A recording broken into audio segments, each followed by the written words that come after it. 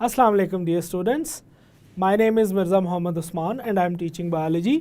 आज हम लोग बात करेंगे लाइफ साइकिल ऑफ एंजियोस्पर्म पे। आपको याद है लास्ट टाइम हमने जिम्नोस्पर्म्स का लाइफ साइकिल देखा था। आज हम एंजियोस्पर्म का लाइफ साइकिल स्टडी करेंगे।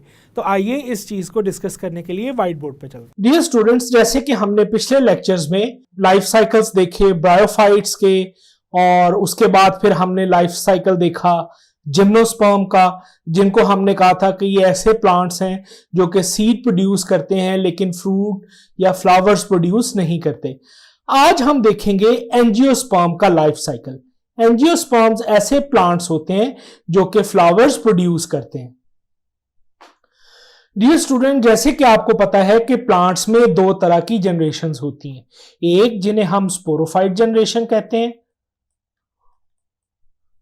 जो कि स्पोर प्रोड्यूसिंग जनरेशन होती है, और दूसरी जो जनरेशन है दैट इज गैमीटोफाइट।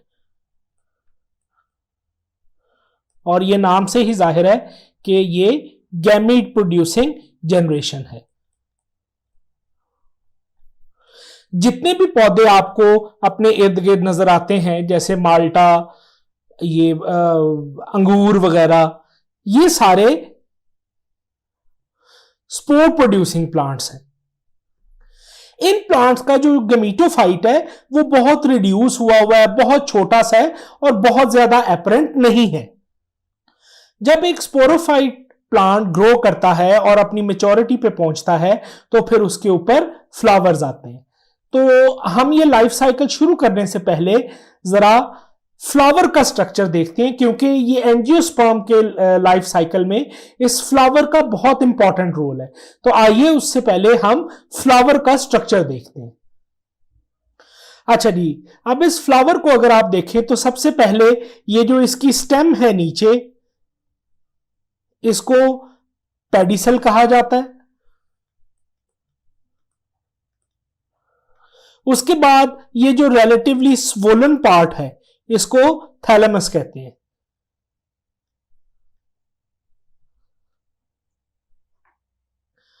इस थैलेमस के बाद ये जो ग्रीन कलर की पत्तियां हैं जो कि इस फ्लावर को बेसिकली प्रोटेक्शन का काम करती हैं, इनको सेपल कहते हैं। टेक्निकली इन सेपल्स को कैलेक्स कहते हैं।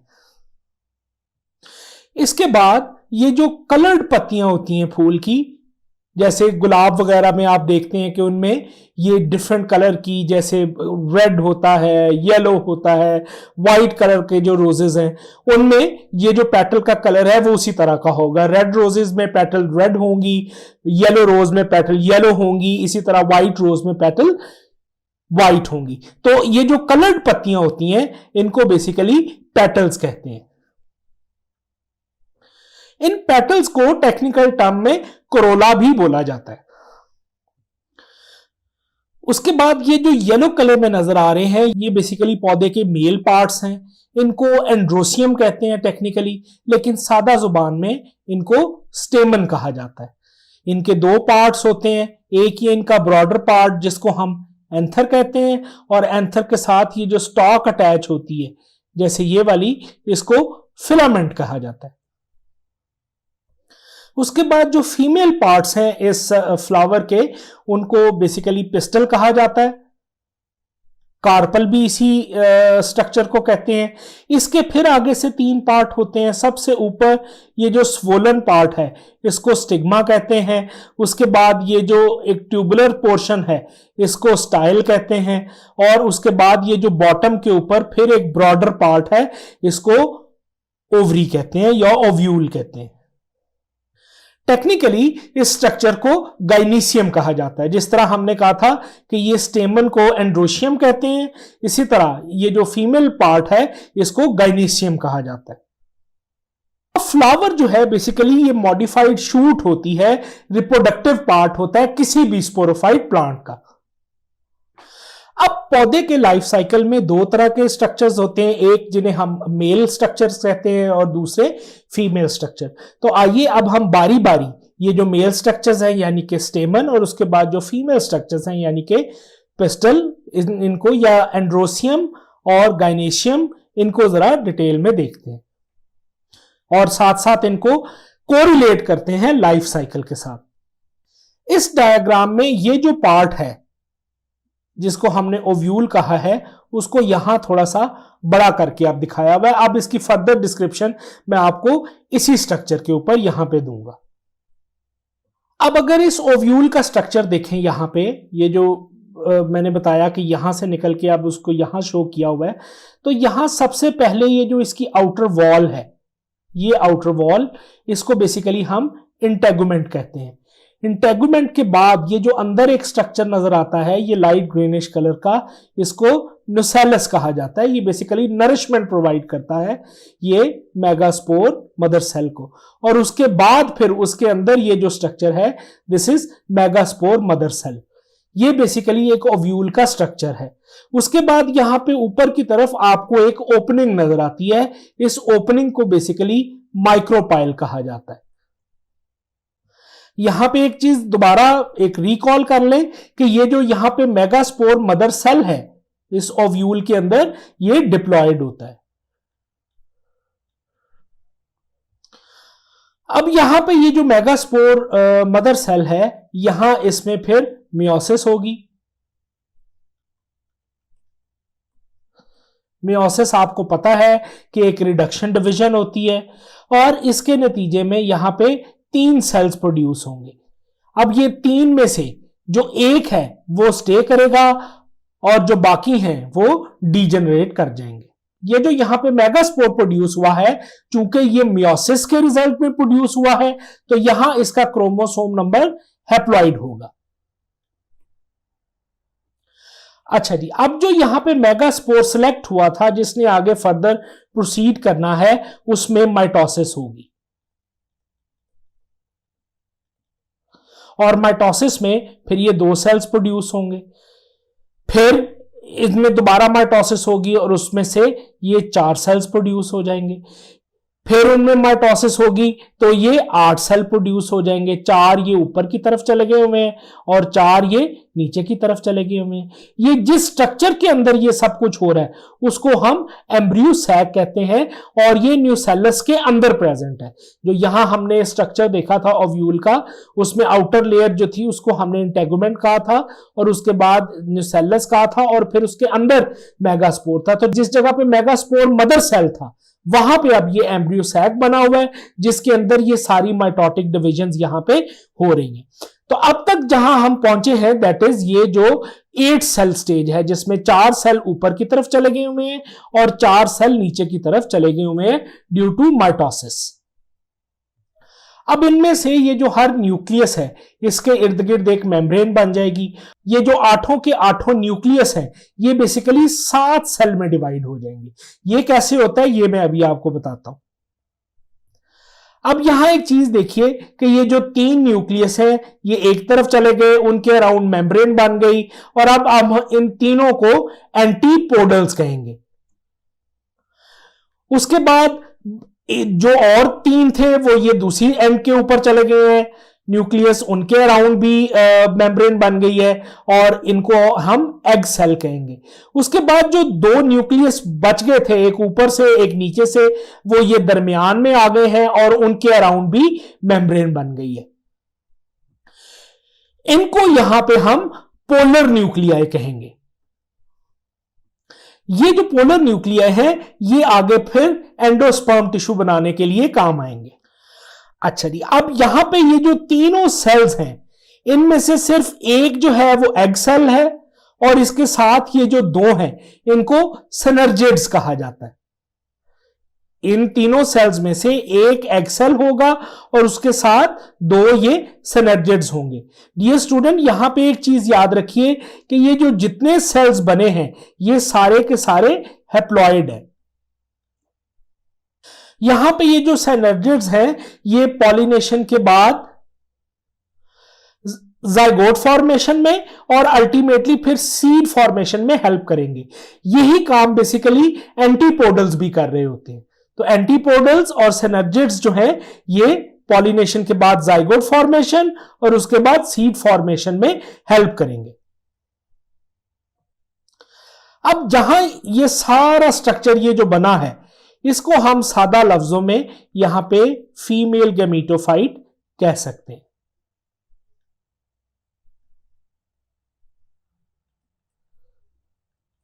Female gametophyte. अच्छा जी, अब हम आ जाते हैं इस मेल पार्ट के, फ्लावर की तरफ। इसके दो पार्ट्स हमने कहे थे, एक जो ऊपर ब्रॉडर पार्ट है उसको एंथर कहते हैं, और फिर नीचे जो स्टॉक लाइक स्ट्रक्चर है उसको फिलामेंट कहते हैं। तो यहां पे इसके अंदर माइक्रोस्पोर मदर सेल होता है, जो कि बेसिकली अब तक आपको पता चल गया हुआ है कि ये डिप्लॉयड होगा। ये माइक्रोस्पोर मदर सेल के अंदर फिर रिडक्शन डिवीजन होगी, और यहां से फिर ये आगे सेल्स बनेंगे, और इनमें जो नंबर है क्रोमोसोम का वो हाफ होगा, ये हैप्लॉइड होंगे। फिर यहां पे ये जो स्ट्रक्चर है ये बस्ट होगा, और ये चारों के चारों जो स्पोर्स है, माइक्रोस्पोर्स जो हैं वो रिलीज हो जाएंगे, और इनमें क्रोमोसोम नंबर आपको पता है वो हैप्लॉइड है। यहां पे कोई भी सेल इनमें से डीजनरेट नहीं करेगा। आपने फीमेल में देखा था कि उसमें जो है वो एक सेल सिर्फ स्टे किया था, बाकी तीनों डीजनरेट कर गए थे। यहां पे चारों के चारों जो हैं वो सरवाइव करेंगे। अब यहां इसमें से इन चारों माइक्रोस्पोर्स में से हम एक माइक्रोस्पोर ले लेते हैं, इसमें फिर आगे से माइटोसिस होगी। इस माइटोसिस के रिजल्ट में यहां दो सेल्स बनेंगे, एक को बेसिकली ट्यूब न्यूक्लियस या ट्यूब सेल कहा जाता है, और जो दूसरा पार्ट है या जो दूसरा सेल है उसको जनरेटिव सेल कहा जाता है। ये एक जो पोलन ग्रेन है या जो एक माइक्रोस्पोर है, उसमें जब माइटोसिस होती है तो ये दो सेल्स बनते हैं, ट्यूब सेल्स या ट्यूब न्यूक्लियस, और दूसरा जनरेटिव सेल। यहां पर ये जो ट्यूब सेल है ये आगे माइटोसिस नहीं करेगा, ये इसी तरह रहेगा, लेकिन ये जो जनरेटिव सेल है ये फिर आगे से माइटोसिस करेगा, और यहां ये इसके दो न्यूक्लियस या दो सेल्स अल्टीमेटली बन जाएंगे। अब इस स्ट्रक्चर को बेसिकली हम पोलन ग्रेन कहते हैं, जिनमें से ये दो गमीट हैं और एक इनमें से ये ट्यूब सेल है। ये जो यहां पे माइक्रोगैमेट्स बने हैं इनको हम बेसिकली स्पर्म भी कह सकते हैं। अच्छा जी, अब जब ये जो एंथर हैं ये पूरी तरह भर जाएंगे ये सारे गैमेट से या पोलन ग्रेन से, तो फिर अल्टीमेटली ये बस्ट करेगा एंथर, और उसके रिजल्ट में ये जो पोलन्स हैं या जो मेल गैमेटोफाइट हैं ये सब यहां से रिलीज हो जाएंगे, और फिर ये पॉलिनेशन का अमल आएगा। तो अब हम देखते हैं कि जब ये एक फीमेल पार्ट के ऊपर गिरता है पोलन ग्रेन, तो उसके बाद बेसिकली किस किस्म के स्ट्रक्चर्स जो हैं वो आगे से रूनुमा होते हैं, किस किस्म की चेंजेस कैस्केड होती हैं जब ये पॉलिनेशन हो जाती है।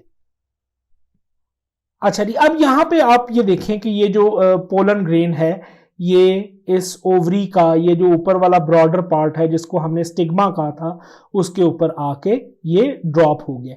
अब ये यहां तक कैसे पहुंचा ये एक अदर स्टोरी है। मे बी आप लोगों को पता हो कि जो पॉलिनेशन है वो विंड के थ्रू भी हो रही होती है, वाटर के थ्रू भी हो रही होती है। तो ये ट्रांसपोर्टेशन वगैरह की डिटेल्स में हम यहाँ पे नहीं जाएंगे, सिर्फ ये याद रखिए कि somehow through wind through water ये जो पोलन है, ये जो मेल गैमेटोफाइट है या ये जो स्पर्म है, ये अब इस फीमेल पार्ट जो इस फ्लावर का है उसका ये जो ऊपर वाला ब्रॉडर पार्ट स्टिग्मा है उसके ऊपर जाके ये अटैच हो गया। ये जो पूरा ट्रांसफर है इसको बेसिकली हम पॉलिनेशन कहते हैं। पॉलिनेशन आपको पता है कि सादा लफ्जों में कैसे कही जाती है कि it is the transfer of pollen from anther to stigma.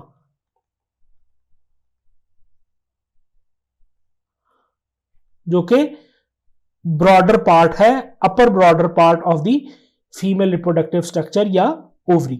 तो ये जो सिर्फ ट्रांसफर है इस प्रोसेस का नाम पॉलिनेशन है। अब यहां पे ये जो मेल गैमेटोफाइट बना है, इनमें से 2 तो स्पर्म है और एक ट्यूब सेल न्यूक्लियस है।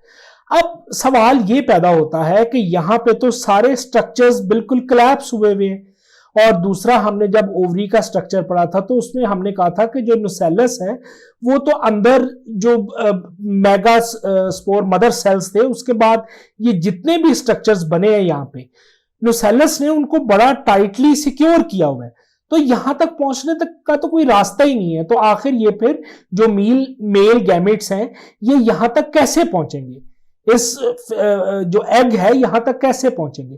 तो यहां पे डियर स्टूडेंट याद रखिए कि यहां अब ये जो ट्यूब सेल न्यूक्लियस है ये या ट्यूब सेल जो है ये अपना रोल प्ले करेगा। अब ये जो ट्यूब सेल है ये बेसिकली कुछ खास डीजेनरेटिव एंजाइम्स क्रिएट करता है, जिसकी वजह से यहां पे ये स्ट्रक्चर एक ट्यूब बनना शुरू हो जाती है। क्योंकि डीजेनरेशन होती है तो यहां पे ये एक रास्ता बनना शुरू हो जाता है, जिसको मैं अभी कर्सर की हेल्प से आपको दिखा रहा हूं। इसको बेसिकली पोलन ट्यूब कहा जाता है। ये सादा लफ्जों में रास्ता है जो कि मेल गैमीट को फीमेल गैमीट तक लेके जाएगा। अच्छा जी, अब यहां पे जब ये पोलन ट्यूब कंप्लीट हो गई और हम या ये जो मेल गैमीट है ये एग सेल तक पहुंच गया, तो उसके बाद इसका रोल खत्म हो जाएगा। अब यहां पे आपको पता है कि ये एक जो है वो एग सेल है और उसके साथ साथ 2 उसके सिनर्जिड्स है।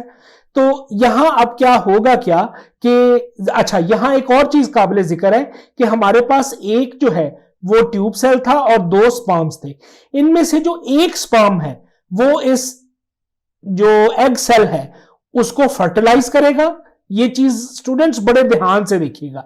इन 2 स्पर्म्स में से एक स्पर्म इस एग सेल को फर्टिलाइज करेगा, जबकि जो दूसरा स्पर्म है वो ये पोलर न्यूक्लियाई के साथ मिलेगा। अच्छा, अब यहां पे जरा क्रोमोसोमल नंबर भी देख लें।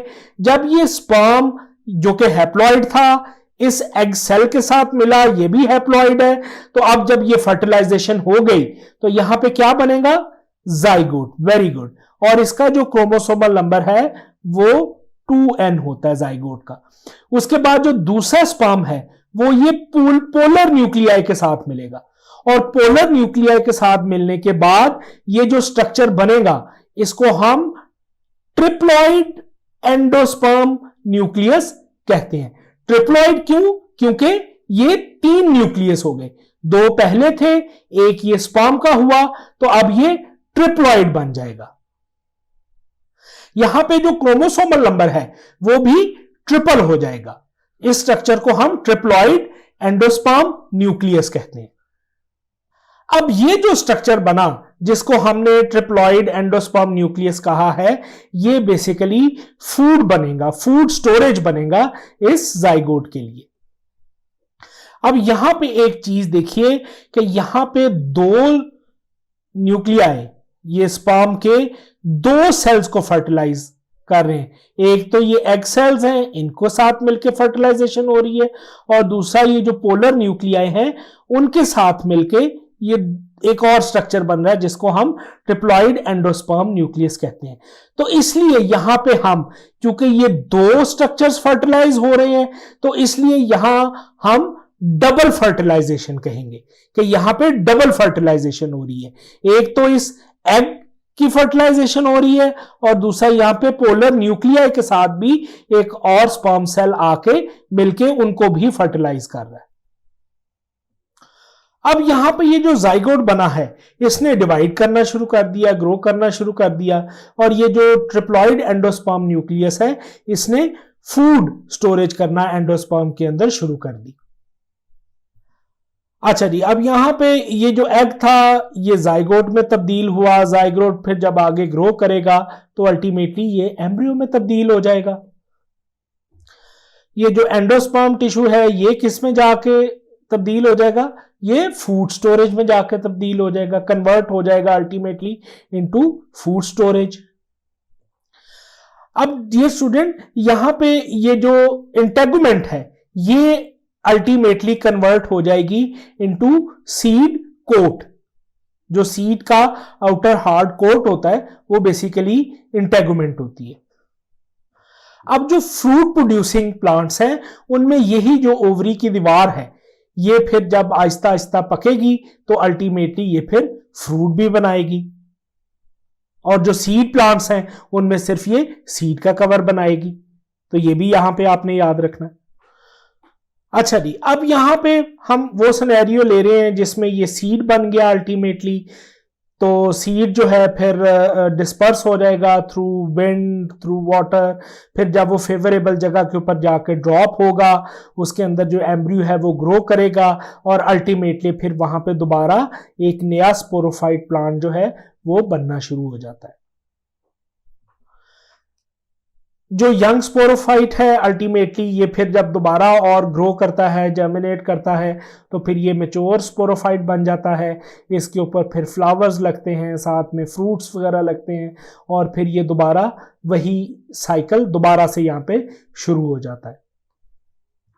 अब यहाँ पे एक बड़ा स्टूडेंट सवाल पूछते हैं कि जी इस पूरे लेक्चर में आपने कहीं पे ऑल्टरनेशन ऑफ जनरेशन का तो तस्करा नहीं किया, ब्रायोफाइट में और जिम्नोस्पर्म में तो आपने बड़ा बार बार इसका तस्करा किया था। तो डियर स्टूडेंट, यहाँ पे आपको पहले ही मैंने बता दिया था कि जो गमीटोफाइट जनरेशन होती है वो इतनी ऑब्वियस नहीं होती, वो हिडन होती है। लेकिन यहाँ पे आप उसको देखें ये जो प्लांट है ये स्पोरोफाइट से शुरू हुआ था, जो कि फिर मैच्योर स्पोरोफाइट बना, उसके ऊपर ये फ्लावर्स वगैरह लगे, और यहाँ पे आप फ्लावर्स के अंदर देखें हमने ये एक फीमेल गैमीटोफाइट बनने तक का अमल पूरा देखा, और यहाँ पे जो मेल गैमीटोफाइट बनने तक का अमल पूरा देखा। फिर यहाँ पे जब फर्टिलाइजेशन हो गई तो उसके बाद अल्टीमेटली ये जो स्ट्रक्चर है, ये जो जाइगोट है, इन्होंने जो दोबारा किस जनरेशन को basically they lead to the sporophyte generation. तो फिर ये ऑल्टरनेशन ऑफ जनरेशन ही है ना, कि यहां से स्पोरोफाइट से काम शुरू हुआ, फिर ये गैमीट्स बने, और उसके बाद दोबारा फिर ये स्पोरोफाइट जनरेशन आ गई है। तो ऑल्टरनेशन ऑफ जनरेशन का फिनोमेना बेसिकली यही फिनोमेना है कि इनमें स्पोरोफाइट जनरेशन और जो गैमीटोफाइट जनरेशन है उसमें ऑल्टरनेशन होती है। तो इस तरह से ये जो एंजियोस्पर्म है इनका लाइफ साइकिल बेसिकली कंप्लीट होता है। जी, तो स्टूडेंट, उम्मीद है आपको एंजियोस्पर्म का लाइफ साइकिल अच्छे तरीके से समझ में आया होगा। इसको इसी तरह ड्रॉ कीजिएगा जिस तरह मैंने आपको वाइट बोर्ड पे बताया है, और एक दफ़ा इसको बुक से जो स्कीमेटिकली डिस्क्राइब किया गया वहाँ से भी स्टडी करें। मुझे अगले टॉपिक तक के लिए इजाज़त दें। अल्लाह हाफ़िज़।